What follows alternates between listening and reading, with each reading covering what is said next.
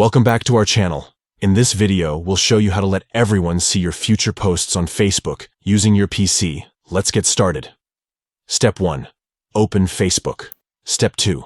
Click on your profile picture located at the top right corner of the screen. Step 3.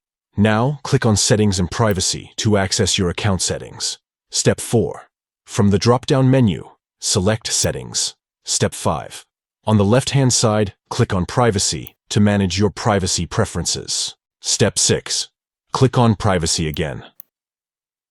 Step 7. Next to Who can see your future posts? Click on Edit. Step 8. From the drop-down menu, select Public. By following these simple steps, you can ensure that everyone can see your future posts on Facebook. This allows you to share your updates and content with a wider audience. Thank you for watching this tutorial.